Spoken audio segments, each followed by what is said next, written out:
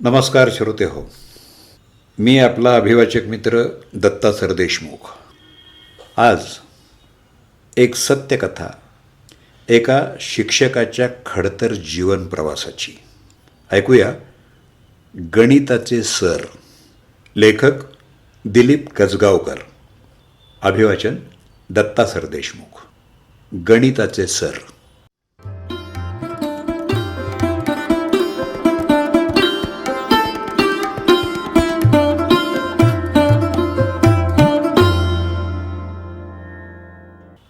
आई, आज मला शाळेतनं घरी यायला उशीर होईल ना, कारण आज आमच्या गणिताच्या सरांचा निरोप समारंभ आहे. अनेक मुलामुलींनी त्यांच्या आईला हेच सांगितलं. संस्थेच्या अध्यक्षांनी सरांचा सत्कार करताना सांगितलं की आज आपल्या शाळेचे मुख्याध्यापक आणि आपणा सर्वांच्या आवडत्या गणिताच्या सरांचा निवृत्तीचा दिवस आहे. गेली अनेक वर्ष सरांनी आपल्या संस्थेतल्या विविध शाळांमध्ये गणित हा विषय शिकवला. गणित हा विषय तसा शिकायला आणि शिकवायला अवघड, पण त्यांनी हा विषय अतिशय रंजक आणि सोप्या पद्धतीनं शिकवला. आणि म्हणूनच आपल्या शाळेतल्या 100हून अधिक विद्यार्थ्यांनी गणितामध्ये 100पैकी 100 गुण मिळवले. सत्काराला उत्तर देताना सरांनी जे सांगितलं ते अविश्वसनीय होतं. सर म्हणाले, मी ग्रॅज्युएशनलाच नव्हे तर मॅट्रिकलाही गणित विषय घेतला नव्हता. मी सायन्स ग्रॅज्युएट नाही तर आर्ट्स ग्रॅज्युएट आहे. ही माहिती देऊन केवळ विद्यार्थ्यांनाच नव्हे तर बहुतांश शिक्षकांनाही आश्चर्याचा धक्का देत सर एका क्षणात त्यांच्या भूतकाळात शिरले. त्यांची जन्मतारीख तशी विलक्षणच. जन्मतारखेचा दिवस, महिना आणि वर्ष तिन्हीही 12च्या पटीतली. जन्मतारखेचा दिवस आणि महिना यांची बेरीज म्हणजे जन्मतारखेचं वर्ष असलेली अनोखी तारीख 24/12/36. ज्योतिषशास्त्रानुसार या तारखेचा जन्म म्हणजे प्रचंड भाग्य. पण दुर्दैवानं तसं भाग्य सरांच्या नशिबात लिहिलं नव्हतं. 7वीपर्यंतचं शिक्षण कसगावला झालं. पुढच्या शिक्षणाची व्यवस्था या लहानशा गावात नसल्यामुळं 13 किलोमीटर अंतरावरच्या 40 गावला 8वीत त्यांनी प्रवेश घेतला. दिवसात फक्त 2च वेळा असलेल्या पॅसेंजर ट्रेननं जाणं येणं सुरू झालं.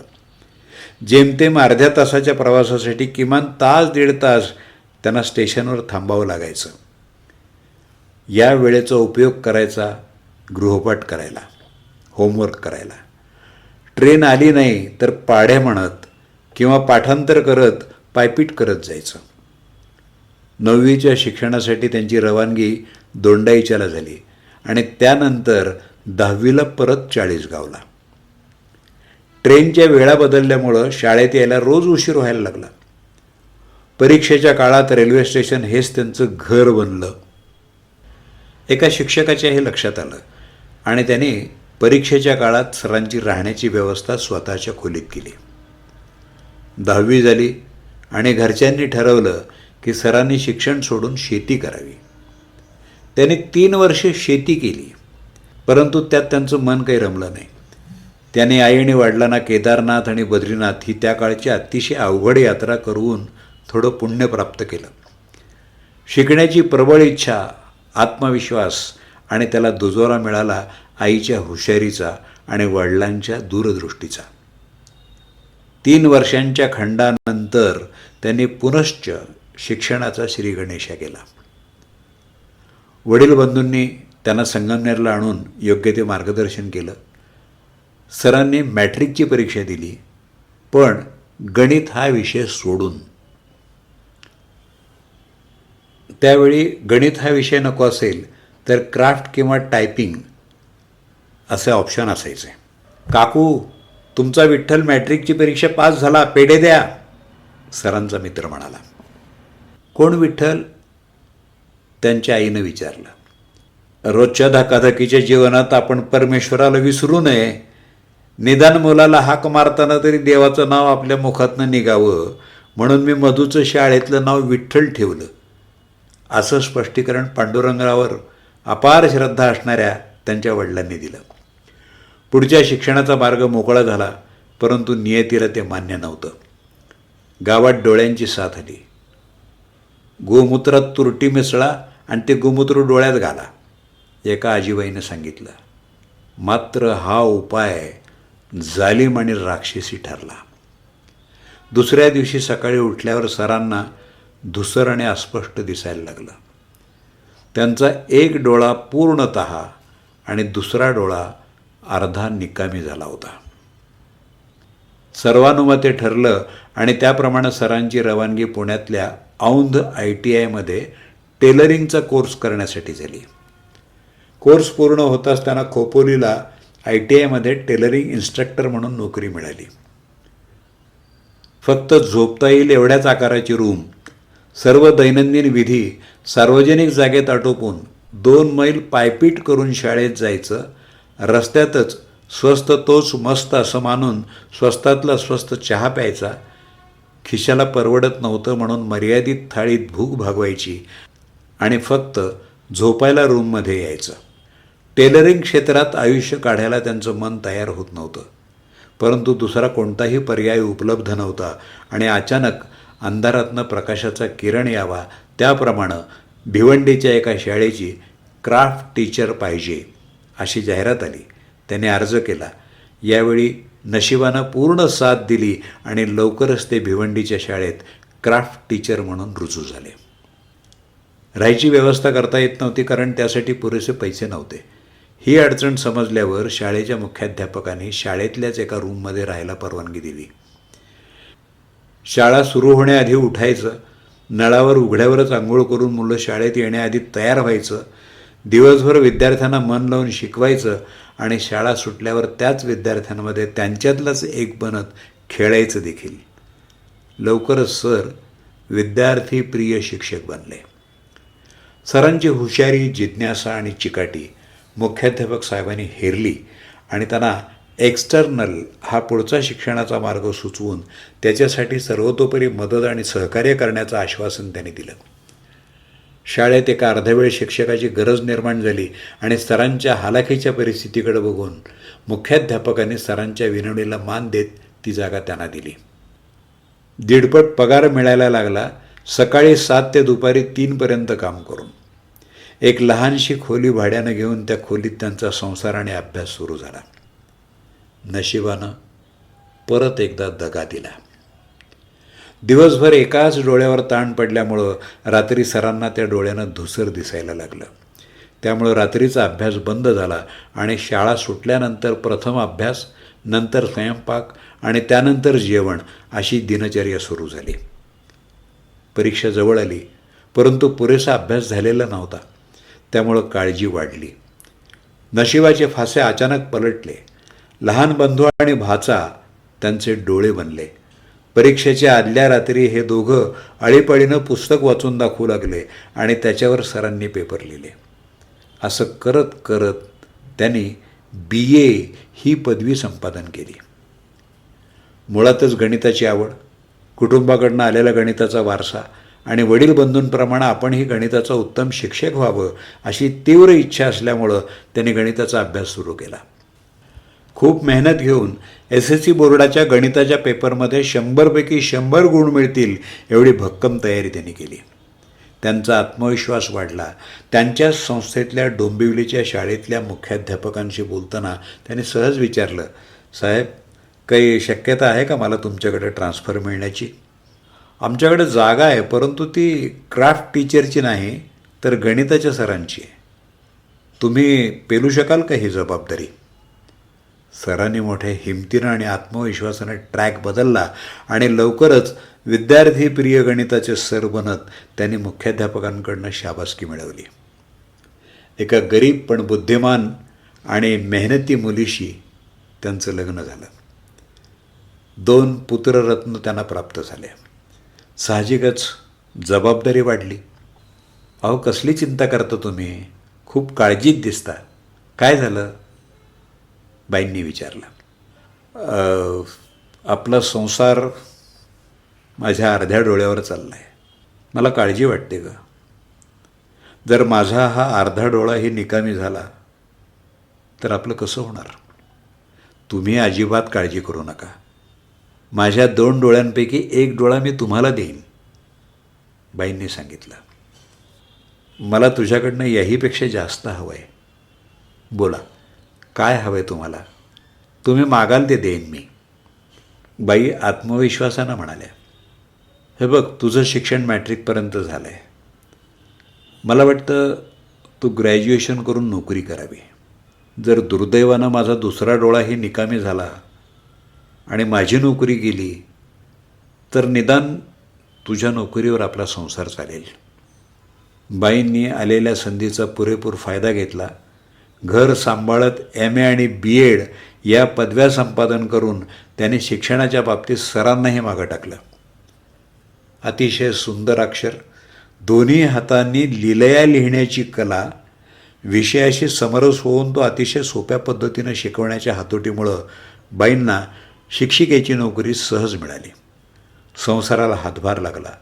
सरांचं हेलकावणारं मन आता स्थिर झालं. ज्ञानदानाचं पवित्र कार्य करत असताना सरांनी आणि बाईंनी अनेक विद्यार्थी घडवले. त्यांचा विद्यार्थी वर्ग केवळ भारतातच नव्हे तर संपूर्ण जगभरात पसरलेला आहे. शिकायची तीव्र इच्छा असलेल्या एका भिकाऱ्याच्या मुलाला सरांनी त्यांच्या शाळेत प्रवेश दिला. स्वतःच्या खोलीत राहायला जागा दिली. योग्य मार्गदर्शन करून त्याचं मॅट्रिकपर्यंतचं शिक्षण झाल्यावर त्यांच्या स्वतःच्या ओळखीनं नोकरी मिळवून दिलेला तो होतकरू मुलगा MSCBत खूप मोठ्या पदावर काम करून निवृत्त झाला. त्यांच्या एका विद्यार्थ्यानं 10वीचा शालेय अभ्यासक्रम आणि 10वीचं गणिताचं पुस्तक बनवण्यामध्ये मोलाची कामगिरी केली आहे. मित्रहो, प्रचंड कष्टाच्या जोरावर स्वतःचं स्थान निर्माण करणाऱ्या सरांना संस्थेतल्या राजकारणाचा बऱ्याचदा त्रास झाला. न डगमगता त्याने त्यांची व्यथा शिक्षणाधिकारी साहेब तसंच संस्थेच्या अध्यक्षांपर्यंत पोचवत त्यांना होणाऱ्या त्रासातून मुक्तता मिळवली. स्वतःवरच्या अन्यायाला वाचा फोडताना आपल्यासारखा अन्याय इतरांवर होणार नाही याची त्यांनी सदैव दक्षता घेतली. एकदा अगदी सकाळी त्यांचा फोन खणखणला. सर, तुमची मुलगी सध्या काय करते? काल संध्याकाळी मला ती CST फास्ट लोकलमध्ये दिसली, त्यांची एक विद्यार्थिनी विचारत होते. खरं तर सरांना मुलगी नाही. ही मुलगी म्हणजे त्यांची भाची, जिला त्यांनी बालवाडीपासून ग्रॅज्युएशनपर्यंत अगदी पोटच्या मुलीसारखं सांभाळलं. मित्रमंडळींनाच काय तर बऱ्याचशा नातेवाईकांनासुद्धा खूप उशिरा समजलं की ती त्यांची मुलगी नव्हती. मी आज निवृत्त होतो आहे, पण निवृत्तीनंतर निष्क्रिय होणार नाही तर सक्रियच राहणार, असं म्हणत सरांनी त्यांचं बोलणं थांबवलं. टाळ्यांच्या प्रचंड कडकडाटात आणि पाणावलेल्या डोळ्यांनी विद्यार्थी आणि शिक्षकांनी त्यांना निरोप दिला. मित्रहो, निवृत्तीपर्यंतचा प्रवास त्यांनी अर्ध्या डोळ्यानं पार पाडला. त्यानंतर मात्र परमेश्वराला त्यांची दया आली आणि एका नेत्रपेढीतनं एक छानसा डोळा त्यांना मिळाला. नवी दृष्टी, नवीन विश्व. सरांनी आणि बाईंनी संपूर्ण जग बघण्याचा आनंद घेतला. आपल्याला पडलेले कष्ट इतरांना करावे लागू नये म्हणून त्याने अनेकांना मदत आणि मार्गदर्शन केलं.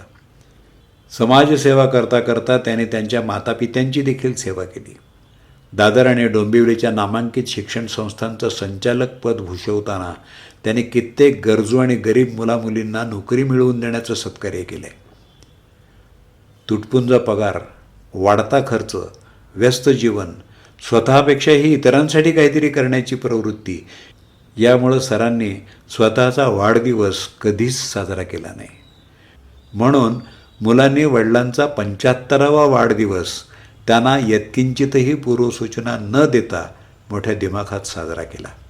कसलीही कल्पना नसताना जवळची मित्रमंडळी, गावातली प्रतिष्ठित मंडळी आणि दूरवरून आलेल्या आप्तेष्टांना एकत्र बघून सरांना आश्चर्याचा सुखद धक्काच बसला. त्यांच्यावरच्या नितांत प्रेमामुळं या सोहळ्याची उपस्थिती उल्लेखनीय होती. एका शनिवारी संध्याकाळी ते ठाण्याला बसस्टॉपवर उभे होते. तेवढ्यात एक आलिशान गाडी त्यांच्यापाशी येऊन थांबली. आमदार साहेब? सर आश्चर्यानं म्हणाले. सर, आमदार साहेब नाही, मी तुमचा विद्यार्थी असं म्हणत आमदार साहेबांनी त्यांना मोठ्या आदरानं गाडीत बसवून त्यांच्या ऑफिसमध्ये नेलं. अनेक मंडळी आमदार साहेबांच्या भेटीसाठी थांबली होती. आज मी कुणालाही भेटणार नाही. आजची संध्याकाळ मी माझ्या सरांबरोबर घालवणार. मी जो काही आहे तो केवळ या सरांमुळंच, यांनीच मला घडवलं, आमदार साहेबांनी जाहीर केलं. मनसोक्त गप्पा गोष्टी झाल्या. त्यानंतर जेवण झालं आणि मग आमदार साहेबांनी सरांना त्यांच्या घरी सोडलं. एवढ्या मोठ्या व्यक्तीनं खूप मोठ्या जबाबदाऱ्या असतानासुद्धा सगळ्या मीटिंग्स कॅन्सल करून माझ्याबरोबर एवढा वेळ घालवला, हे कसं?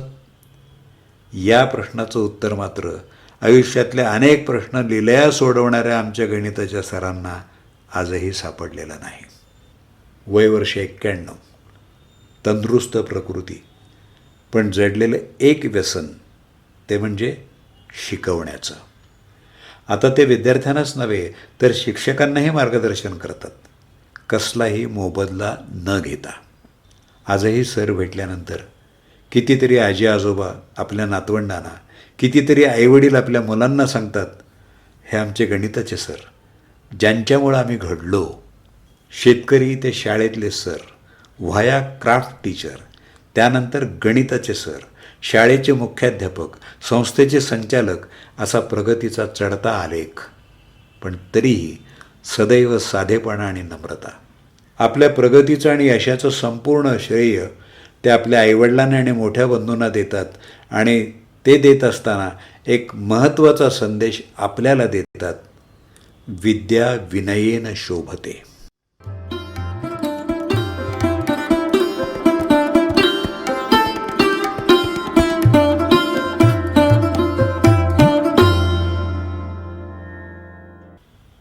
गणिताचे सर. एका शिक्षकाच्या खडतर जीवन प्रवासाची सत्यकथा आताच आपण ऐकलीत. लेखक दिलीप कसगावकर, पुणे. त्यांचा मोबाईल नंबर 7770255596. गणिताचे सर. या सरांचं नाव आहे VS वाणी. ते आता डोंबिवलीला राहतात. वय वर्ष 91. VS वाणी सरांचा मोबाईल नंबर 7021358582. आणि हा प्रवास आपल्यापर्यंत पोहोचवला आपला अभिवाचक मित्र मी दत्ता सरदेशमुख. माझा व्हॉट्सअप नंबर 8329730186.